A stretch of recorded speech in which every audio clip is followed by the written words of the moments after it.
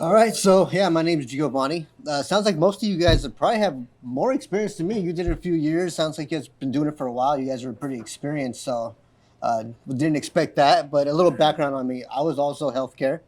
I started off as an EMT, then I became an occupational therapist, um, and then throughout that time, I went to other investment groups and then like tried to get my foot in the door. But then a lot of them were trying to charge me thousands of dollars to get started. And I was like, I was getting married at the time. I didn't have money to spend on that and a wedding.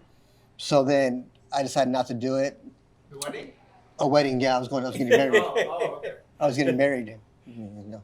But then I kept my career, and finally one day I was coming across Instagram or TikTok, and I saw Carlos. I don't know if you guys know Carlos. He works with his son-in-law Ryan, and I just randomly was like, you know what? I'm gonna message this guy. He was local, Orange County, and I was like, hey, I want to learn. He messaged me. I met him at some coffee shop, and he gave me a stack of flyers. And he goes, pass these out, and I was like, okay, fine, cool. You know, I'll pass these out. Um, Pass out a bunch of flyers, and then after that he gave me a list of people to call. I had never called anyone ever. So when I would call, I was literally like Carlos said it too. I would call, and if they didn't answer, I was like, okay, cool. Like I was happy. I was like, and I felt good because I was getting through the list, but they weren't answering. But still, I was still getting through the list, right? And then when they would answer, I would kind of follow a script that I found online. But for me personally, following a particular script didn't work for me, right? Because I could tell I sounded like I was following a script, and I'm just not a script type person. Um, Finally, then I started just doing what I just talked. I just started talking like I would talk to anybody just normally, and then I got on Mojo. I don't know if you guys know what Mojo is. It's a calling program, whatever. And that made it a lot easier because I wasn't down in one by one by one by one. It was just going like three at a time, blah, blah. I was going like 300 calls. So I would get off work. Sometimes I would call at work during my break. And I knew my coworkers saw me, but I was like, whatever, you know, what are they going to do? As long as I saw my patients, that's all that mattered. But I would get home from work like at 3:30, call till like 6:30. And sometimes I would even go to the Starbucks parking lot so that my wife didn't get mad for me calling, and I used her Wi-Fi, and she'd be like, you still at work? Like, yeah, I'm still at work, but I was actually making calls. And I started getting deals. My first deal was in Torrance, Long Beach border, right? So that was my first deal. When that was going through, I was extremely excited. I thought that was it. Just get it signed and it was it. But the hardest part is not really getting it signed for me. It's like going through escrow. You're like, oh, please don't find anything entitled. Please don't find anything entitled, right? And then they ended up finding something later. But yeah, so I've been getting deals ever since then. And then finally, Carlos and Ryan were like, hey, why don't you come on full time? And that was scary, you know. I got a decent career, you know. I'm OT, and my wife's like, why are you gonna leave, like, you know, a 9 to 5 decent career, like you're making okay money, right? I didn't have to do it. Just had a baby now. She's 8 months. So that's another little like wrinkle in there that's kind of scary. But I told her, I was like, you know, the life I have now, I know what it is. I don't know what could be if I go on and try this new thing. So since I've only been doing it full time for 2 months now, going on 2 months, a lot more pressure. But like I was saying earlier about me being on the phone, I found that for me, I don't know about for you guys, I literally I call somebody and I don't act like, hello, Mr. and Mrs. Hello, hey, this is Gio with Trusted Investors. Like, I'm like, hey, how's it going? Blah, blah. Like, I'm just calling a friend. I'm calling, like, you know me, like, you know, this and that. And sometimes it doesn't work. Sometimes it's like a person that wants the businessy person where I make it a little bit more formal, but that's just not my style. So like when you guys call, make sure I never say last names. Even if they give me their last name, I'm like, at the end of the call, I'll be like, by the way, you know, what's your first name? I'm a first name type person, you know. I want to get to know you. I don't want to, you know, this and that. But yeah, that's pretty much my background. I would actually. I feel like I would learn a lot. I didn't know you did wholesaling too, or you, but I feel like I learned a lot from all you guys. You know. I have Yeah. a question. Yeah. Sorry, is this a question, or are you just talking? Sorry. No, go ahead. Go ahead. Okay, so 'cause I've never really done that wholesale deal. I get called by wholesalers all the time, Uh-huh. and this I don't want to say it's like a turn off, so to speak, but I'm just saying because I usually when I buy off market properties, I kind of know what's happening. I'm talking to the seller directly. When the wholesaler calls me, some of them like one guy called me, and I underwrote the property. They had like 120 grand built in there, right? So when I look at the numbers now, I'm looking for like 20% return, right? Mm-hmm. I'm looking at the numbers, now the numbers are like skewed. I'm like, why are the numbers so off? And it finally hit me on ask me, I said, well, how much money am I buying this from you from? And then it kind of got the numbers. So like what's that wholesaler trying to make? I mean, how much, what's I don't want to like diminish it, right? I want everyone to make millions of dollars personally. But sometimes the deals just don't marry the numbers, right? So what's average, what's good? Like, is there a percentage? Is it like I'm trying to make 1% of the deal? Is it like a fixed number based upon like, let's say it's a $1 million deal? What's a wholesaler? It depends on how low we can get the house, or the property. Right. They usually want like a minimum of like, depending on the person, like some will be like 5,000 or 10,000. Okay. If we can get it for less and get more out of it, but for you to still make a good deal out of it. Yeah. Then that's what we go for. And are they doubling escrow in it? How is the wholesaler? The wholesaler just being transparent with me, hey Keith, I bought it for $940. Your cost is $1 million. Well, that just depends on how good of a relationship you have with the person. Gotcha. If you have a good relationship, then maybe they'll tell you. Okay. But a lot of times they won't because they'll be like, oh, this guy's making a whole bunch of money. Let me see if I can go around them and take it from him. That's why there could be issues with that too. But how does the closing work? Is it a double escrow or how It is just it? depends on the property. Okay. So But is the wholesaler putting up the earnest money deposit? A No. lot of times you can get somebody else to No. money for that. So the investor's putting the earnest money deposit in, and then the wholesaler, okay. Okay. I'm in a different boat because I'm working with already a cash buyer. So he's my buyer. I don't have to find anybody, so he is, my buyer. I'm in a different situation. Yeah. But I do come across wholesalers where I look at the numbers and I'm like, like they'll send me properties. I'm like, that does not even make sense. Yeah. Like the numbers are so off. And I did ask one guy one time, like it just came out of my mouth. I didn't mean to ask him because I knew I probably shouldn't have. But I was like, what did you get under contract for? And he was like, I'd rather not say. And I was like, okay, never mind. How much do you want to sell it to me for? And then he told me that because he didn't want to tell me how much he got it for. Yeah. But the numbers still didn't make sense. The numbers don't make sense. Because a lot of the ARVs are either way overinflated. Yeah, and if it's a wholesaler, you don't want to get under contract. Yeah. The numbers don't make sense for the flipper either. Yeah. You're gonna But so like I said, as far as wholesaling, I'm in a different boat where I'm working with my one specific cash buyer. I'm not going out there and finding buyers. Yeah, I'm just the acquisitions guy for one particular company, which for me Let me interrupt you for a second, okay, Keith? When we started buying deals from wholesalers, they were at $5,000 and $10,000. Okay, and then the market started blowing up. They got out of control.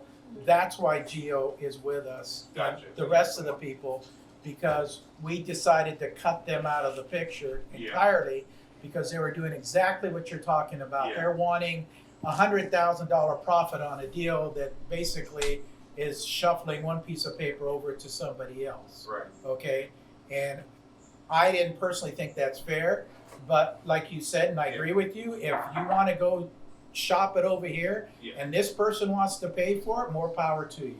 Yeah. That's fine, but I'm not going to buy something like that.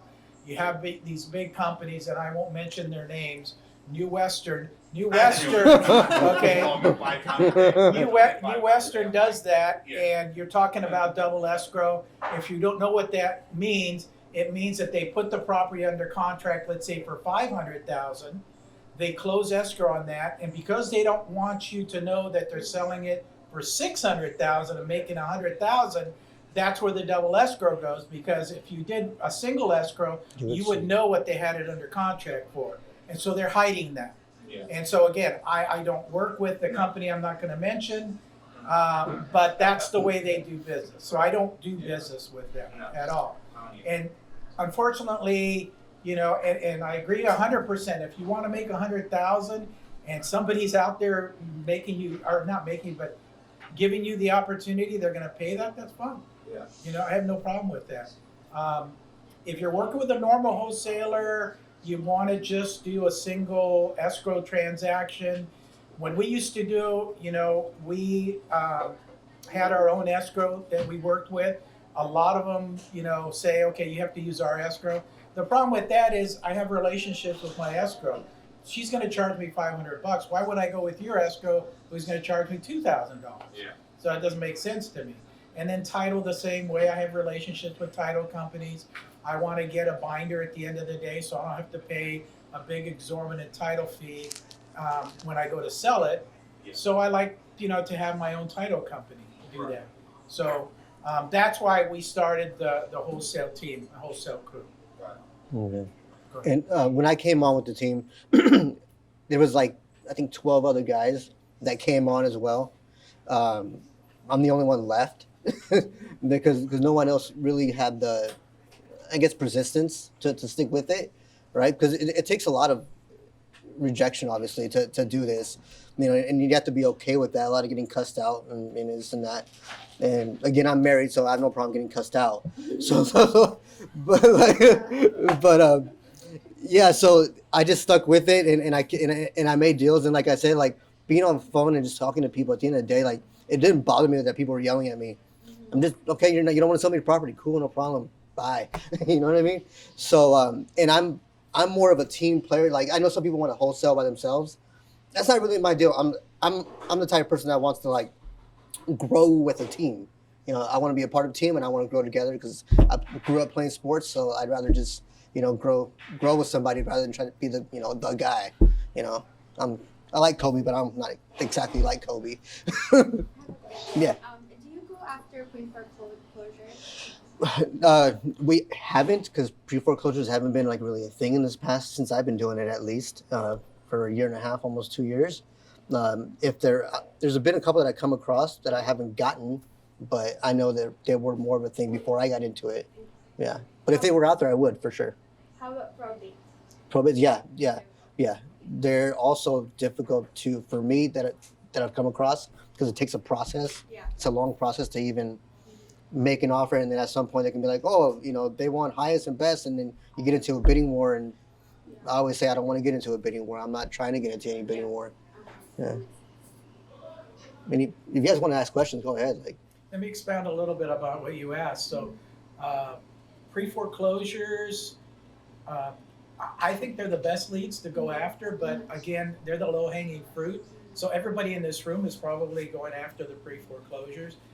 What I used to do is literally go knock on their doors, and that was before COVID. Once COVID hit, nobody wants to see you anymore. Yeah. But that's what I would do. If you were in a particular area, I'd get the pre-foreclosure list and go knock on people's door. You know, it's a simple conversation. My name's Joe. I'm an investor. I'm buying houses in the neighborhood. Are you interested in selling? I know through public records that you're having difficulty with your mortgage payment. Maybe I can help you out. You know, it's a simple conversation at the door. And if they want to, you know, keep the conversation going, they do. If not, see you later. You know, go to the next door. When I was doing it was the last downturn, and there was literally thousands out there. So it's easier for me to like literally go to a condo complex, let's say 300 condos, and I'd spend the day there because there was that many foreclosures. So I wouldn't have to go from, you know, one city to another, and the gas obviously was at $7 a gallon. Probates, I really don't even deal with probates because, like you said, it's a long process. So let's describe what a probate is, okay? An actual probate is a legal term for a property that the person who owns it died, okay? And he did not leave, well, he may have left heirs, but he titled the property incorrectly. And so in California, if you have it under your name, it does not automatically pass to your kids. It has to be in what's called a trust, okay? So a lot of people call those things probates when they're in a trust, and they're really not. It's going to get probated, but you don't have to go through the legal process. So an actual legal process probate means that you died without a trust. You have to go to court. The judge has to say, send an appraiser out there. He has to appraise the property for that value. Once that's done, then you give it to a real estate agent to sell, and they get offers. Okay, that could be almost a year for that process. What we're doing with him and other wholesalers is we're going directly to the seller before any of that happens.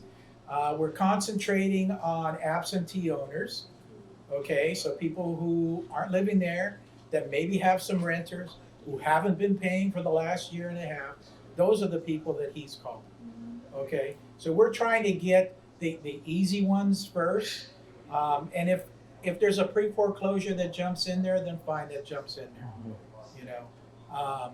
I just pulled the list before I came over here of pre-foreclosures in Hemet where we're investing. And I was surprised to find out, I guess I shouldn't have been surprised, it's a mobile home community, 55 plus, and there's like 10, I think I sent you 10 around there. Those are great to go after. You know, there's one, it said the lady was like 97, so I don't, she's probably not around anymore. But those are good, you know, to go after in those type of communities. So foreclosures are good to go after, just make sure that you target the right ones. And the same thing with probates. You just have to figure out whether it's the long process or if it's just a short process. Yeah, typically I contact, because I'm an agent, so I contact the seller, I mean the listing agent, and I would say, is this a full PR or a partial PR? Yeah. And then if they say it's a full PR, then they would follow up and say, yeah, we can close within 30 days. So it's a good investment opportunity. Yeah.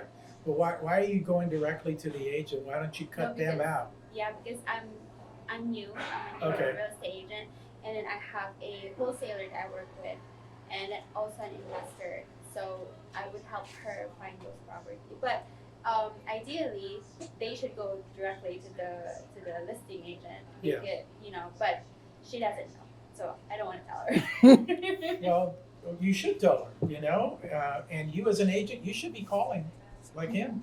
Yeah. I mean, you've got an extra hat on, so you're calling and you're talking to the sellers directly and you're offering them a price. And you want here, they want here. And you come down like this, but you just can't get there. You can't get the meeting of the minds.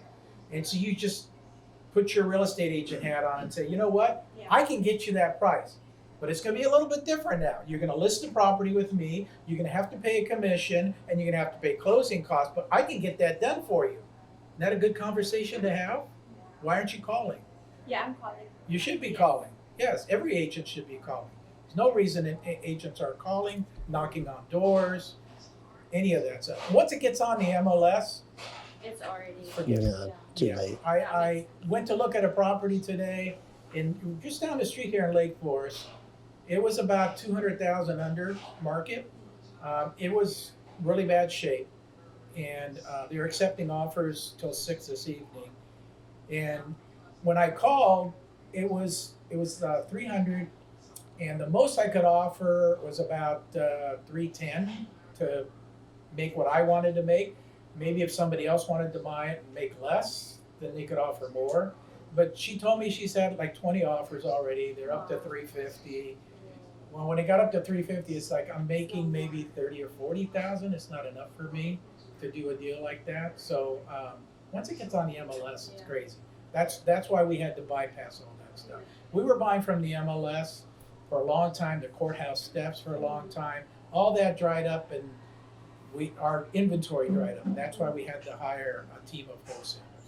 Yeah, and there's a lot, like he said, there's a lot of kids that come by, and I meet a lot of them, and they all want to, jump in and get excited and do something, and you give them the opportunity and the chance, and you see them maybe once or twice, and they're gone. They're gone. I don't feel bad because I've given them the opportunity. If they don't want to take it, that's really up to them. Honestly, that's up to them. Most of them expect their first deal to come within like, I don't know, 2 weeks, a month, whatever. It took me 4 months to get my first deal. And that's actually pretty quick when it comes to like getting off market deals. That's pretty fast. There's a guy that went a whole year and still didn't get a deal, but he's still going, still trying, and that's why I keep in contact. He's having his own thing, but the fact that he keeps trying, I keep contact with him. But yeah, you have to be in it for long haul. Like you're gonna get And 4-6 months. How many contacts do you get like in a day? Now, well, now is a little different because like I'm calling a list that I'm given. But when I was doing Mojo, that thing, I was making, let's say like 150 calls after work, maybe sometimes 300 on a Friday, and I would contact like 20? Is it 40? something like that. But a lot, even though it was a contact, a lot of them were like Not good contacts. not good contacts. It'd be like I think the stats like 1,000 calls for like one. I don't know the stat for like one yes or something. I don't know. Yes, what he's doing now is a little bit different because Costa Rica actually as well. And the reason we do them in Costa Rica because a lot of the lists that we get, the owners are Spanish speakers, so we're pulling those, and they're doing the cold calling, and once they get a yes, that's what he gets. The warm leads, that's what he's getting. And he's following up and he's closing those leads. Okay, so he's not doing the cold call leads. He's Not doing a anymore. little bit Yeah, warm not anymore. leads right now. Yes. So that you have to kind of set up your team that way that, okay, here, like literally we pull a list, every 2 or 3 months, 500,000 people on the list, and we send them overseas. They skip trace them and they start calling. And then the ones that are warm that say, yeah, I need to talk to somebody, that's who he's talking to. Did you have a question? Yeah, I had a question about the property you were calling, the one you were talking about. What type of property was that? That's the first question. And the second question that comes to my mind is because you said 30,000, 40,000 is not enough for you. So I wonder what is the percentage of profit you're looking for? Those. Yeah, that's a great question. The property was up, like I said, it was here in Lake Forest. It was for 300,000. It's a 1-bedroom condo. The after repair value is about 450. By the time I'm finished with that property, maybe I put in maybe 50,000 into it. I like to make them look really nice, especially in Orange County. So it's about 50,000. So we're at 300, and let's say if I bought it at 300, 350, closing costs, commissions, usually about 5%, so another 20,000. So we're up at 370, and then 450, so that gives me a profit of 80,000. That's not, if everything is perfect. Like I said, I don't think I could get it for that price. I'd have to pay another 50, which means it brings my profit from 80 down to 30. Okay, so if you do this for a living and you know that that's not enough, anything could happen with that. You could have some sort of issue come up that like one that we had today. We're flipping this mobile home. We closed on it Friday. We get possession Sunday. Today we turn the water on. The water company says, well, your property owner was $1,500 behind, which isn't a problem. That's not on us, okay? That's up to the water company to go after this person. However, the water company said that the water was turned off while she was there recently during our escrow, and she went outside and tried to turn it on, tried to cut the lock off, and she damaged the water meter itself. She said, and the water company says, that's on you. How is that on me? You want the water on? That's on you. So, like I said, things come up. What are we going to do? Say no? So, yeah, we had to pay an extra $500 to get the water meter put back together so we'd have water. But those are things that, so for me, if I make 10% profit on the deal, I'm happy. And if I make more, that's great. But I kind of want at least a 10% profit on each deal that I make. Hopefully that answers your question.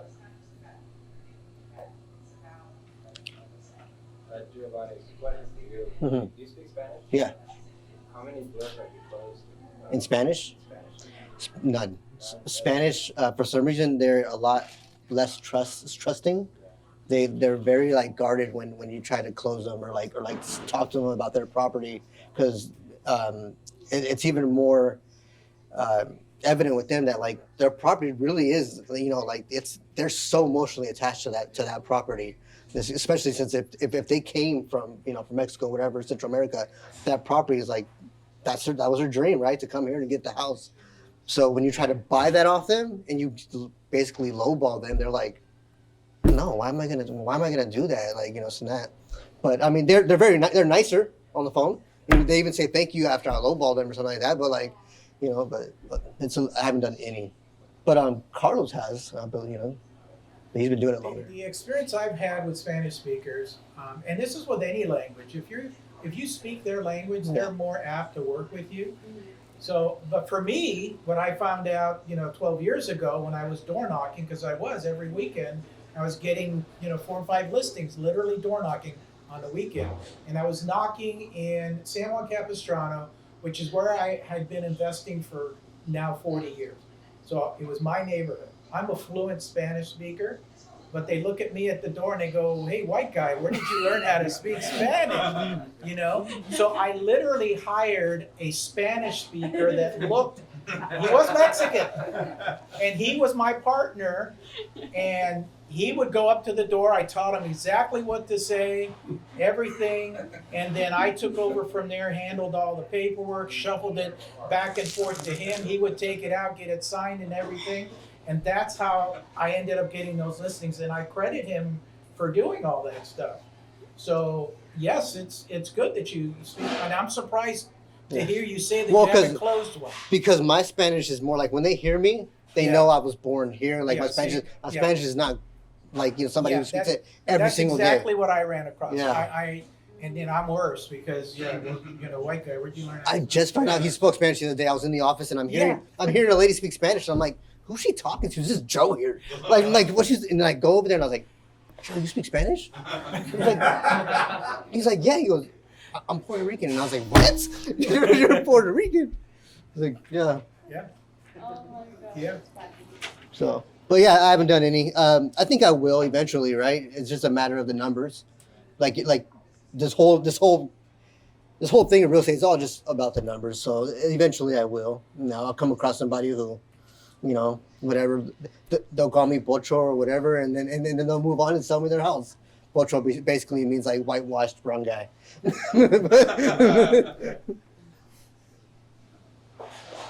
Anyone else? Anything else? No?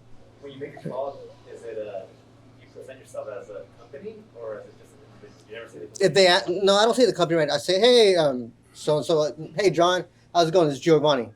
And then they're like, okay. I'm like, hey, I was giving you a call real quick because well, when I get inbound leads, I see that you filled out a form, that you're considering selling your house. And I always say considering. I don't say interested, because considering is a lot less like attacking for me. Like, oh, you're considering it. You're not interested so much. You're just, you're shooting around. If they ask you if you're part of the company, do you tell them? Yeah, I tell them, yeah, this is my company, so and so, blah, blah. Because when they're inbound, they went on the website. Right. But if it's not an inbound call, I don't say the company unless they ask me, just because I don't want to. Again, I'm not trying to sound too businessy, like I'm trying to sound I'm just calling if you want to sell your house, this and that. And what I always do too, it was little old ladies, I'm sure you guys know, little old ladies, I bring my voice up an octave, like, hey, like a little more nicer and like disarming instead of like, so like, hey, how's it going, blah, blah, blah, blah, I kind of just, I'm sure you guys have looked at it, like the whole, what's it called, the mirroring, voice mirroring, whatever, like, on the phone with them, you try to talk like them.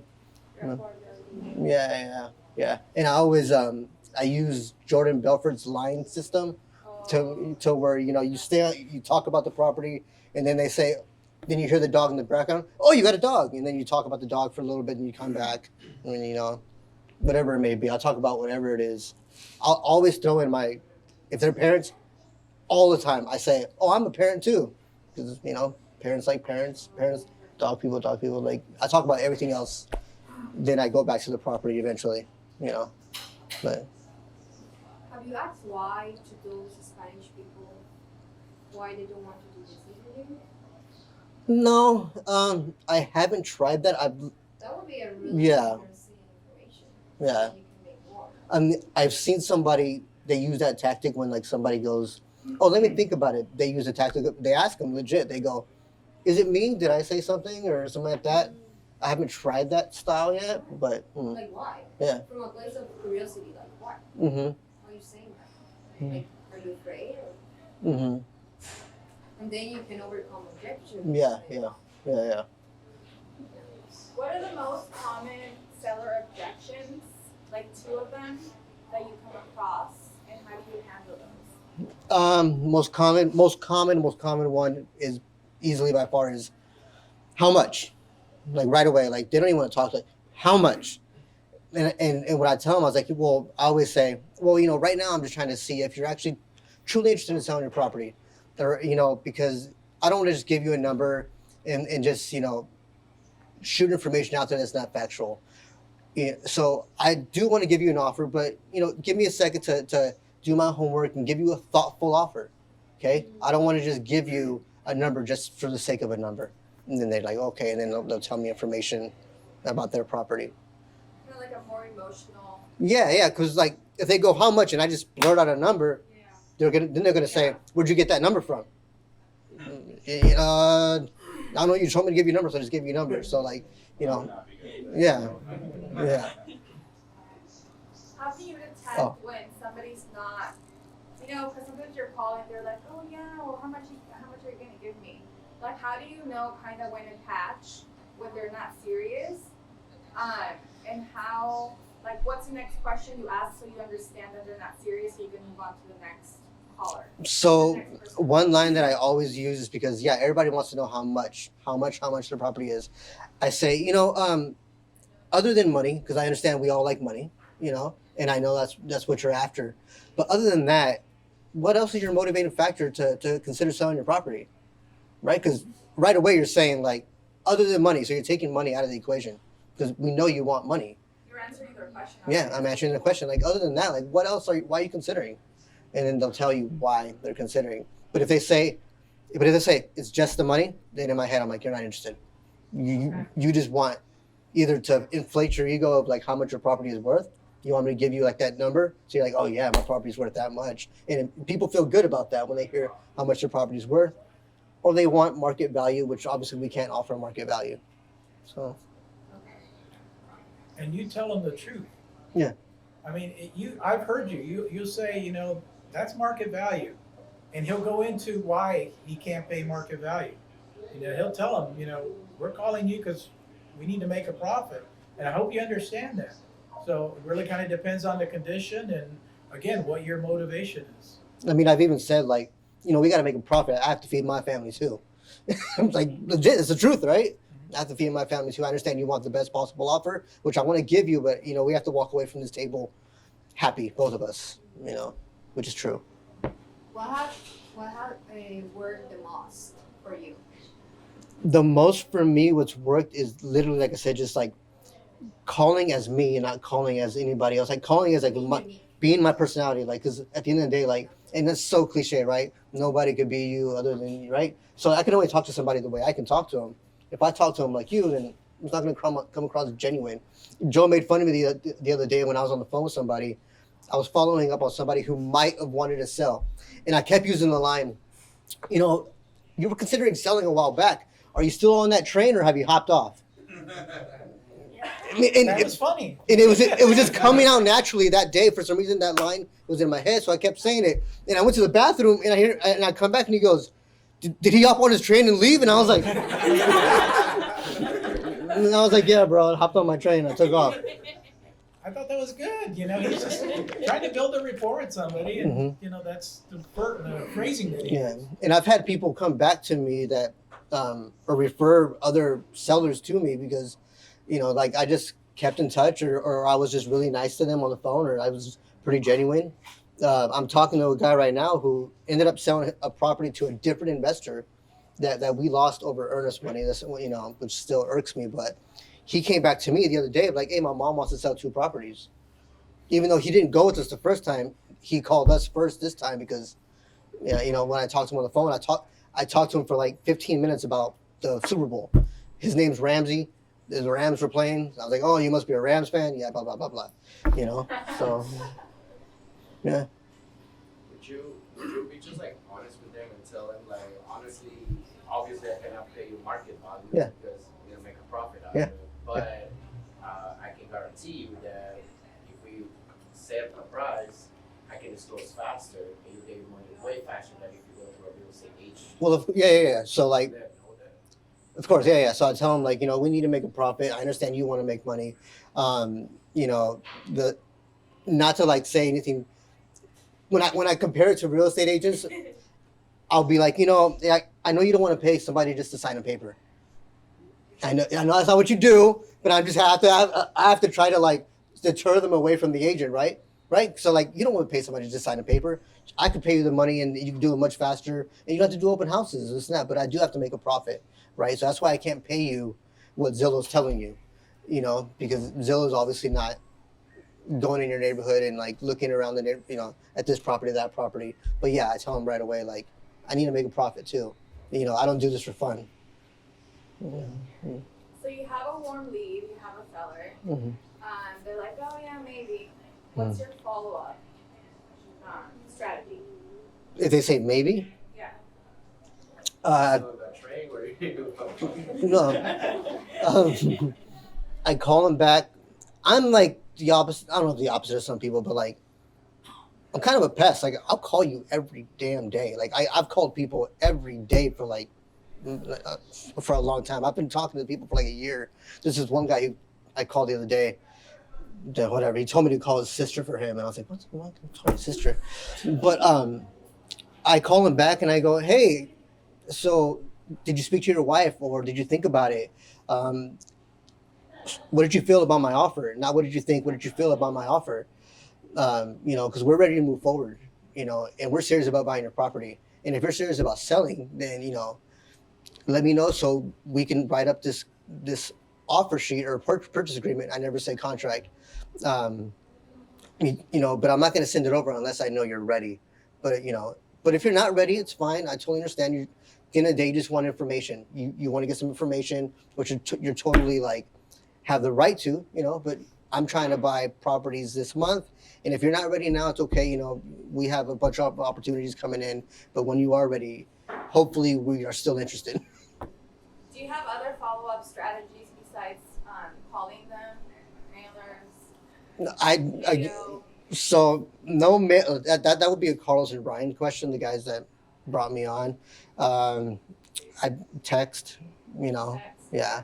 One thing I do recommend is like, especially your warm leads, like for this 4th of July, text. Not even your warm, even your cold ones, I guess. If you build some rapport but they're cold, text them Happy 4th of July. Like literally, just text them Happy 4th of July.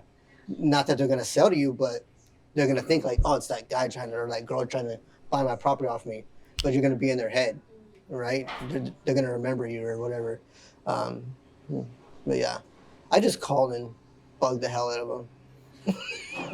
And we don't do any postcards, mailers, anything. It's a waste of money. It's a waste of money, waste of time. You have to text, you have to cold call, or knock on their door.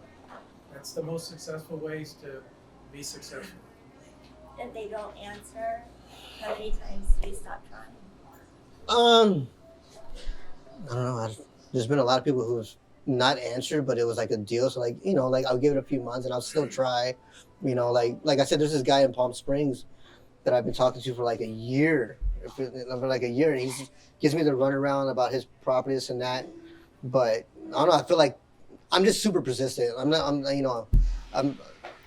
like obnoxiously persistent. But like, I feel like eventually it's gonna be a deal because he has to. He's got health problems. He's basically going blind. He's in the house by himself.